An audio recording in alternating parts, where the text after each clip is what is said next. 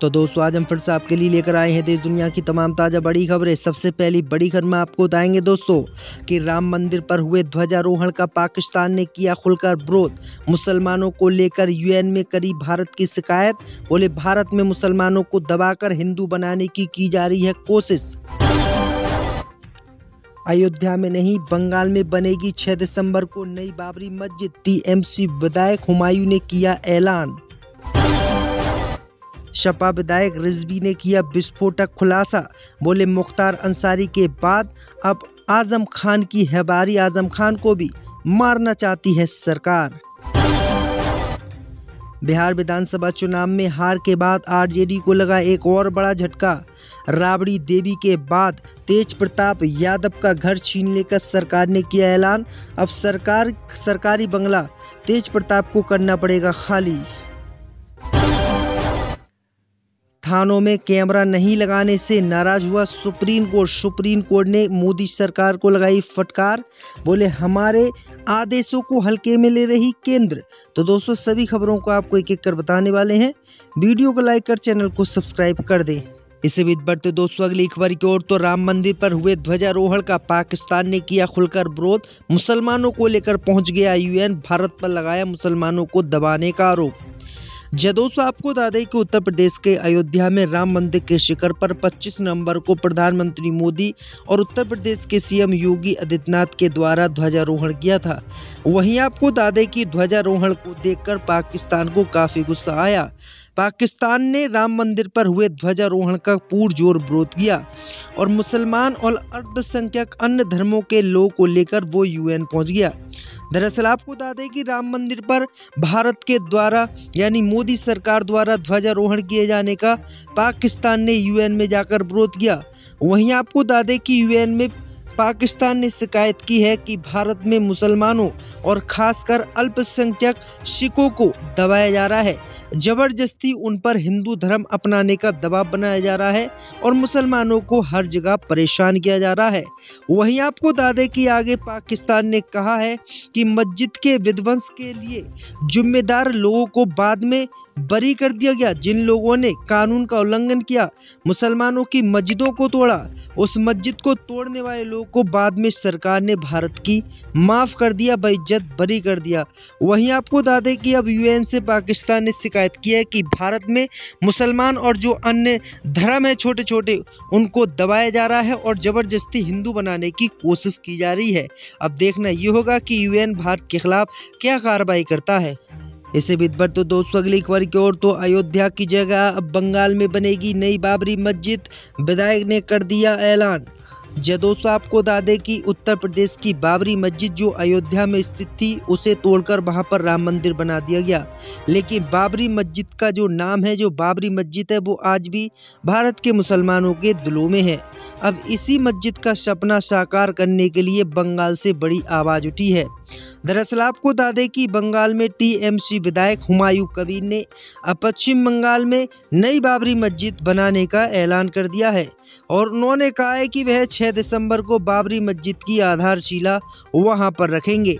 वहीं आपको बता दें कि टीएमसी नेता ने आगे कहा है कि मस्जिद 3 साल में बनकर तैयार हो जाएगी और उन्होंने इस आयोजन में विभिन्न मुस्लिम नेताओं के शामिल होने का भी दावा किया है।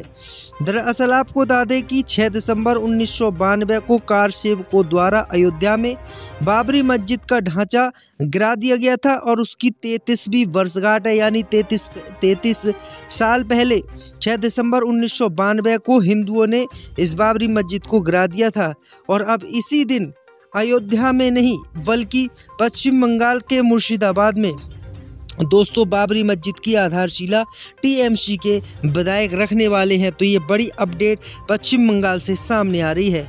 इसे भी बढ़ तो दोस्तों अगली खबर की ओर। तो बिहार में आरजेडी के चुनाव हारते ही लालू परिवार को लगा बड़ा झटका।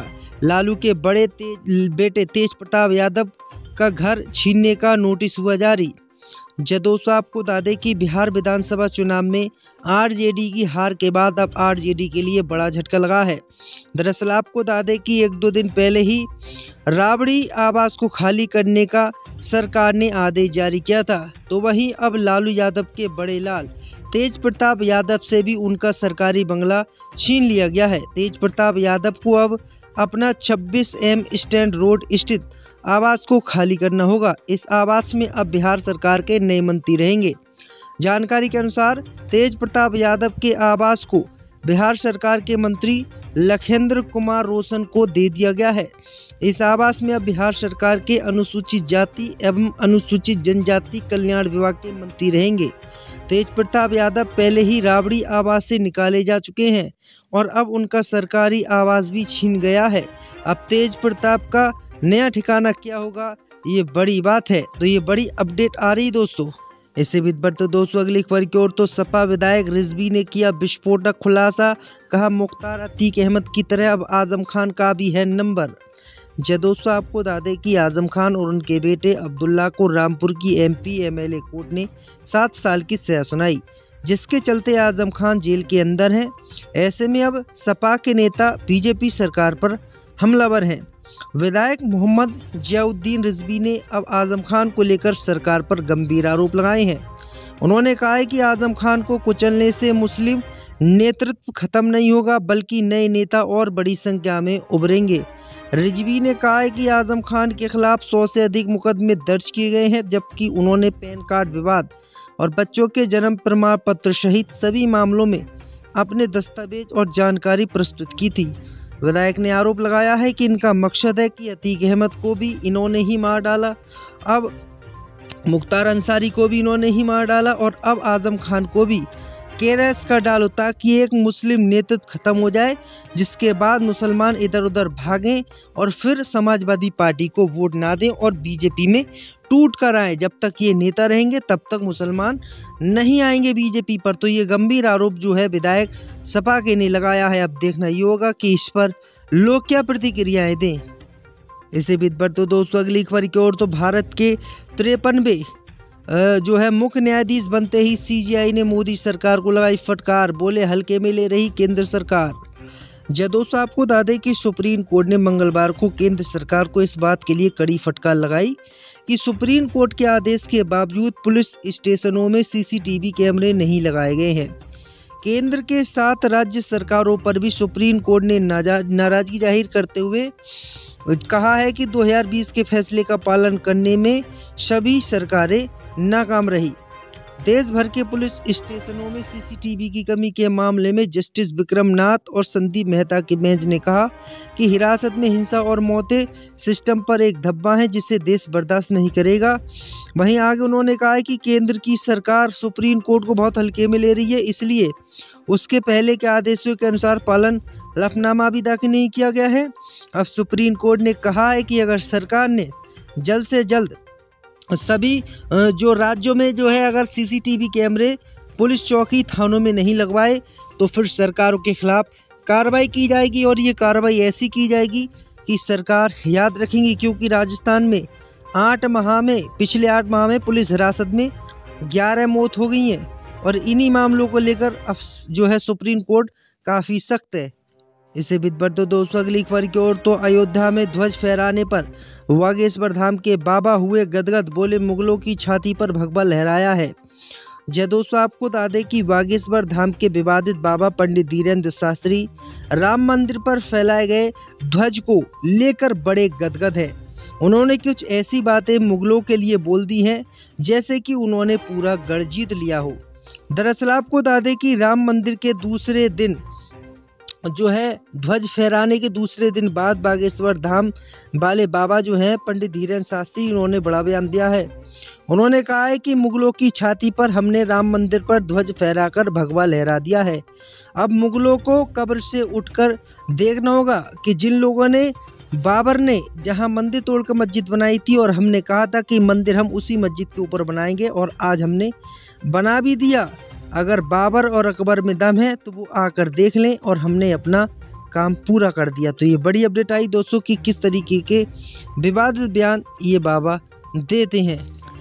इसे भी बढ़ते दोस्तों अगली खबर की ओर। तो दीपक प्रकाश के मंत्री बनते ही उपेंद्र कुशवाहा की पार्टी में भूचाल, 1 दर्जन से ज़्यादा नेताओं ने दिया इस्तीफा।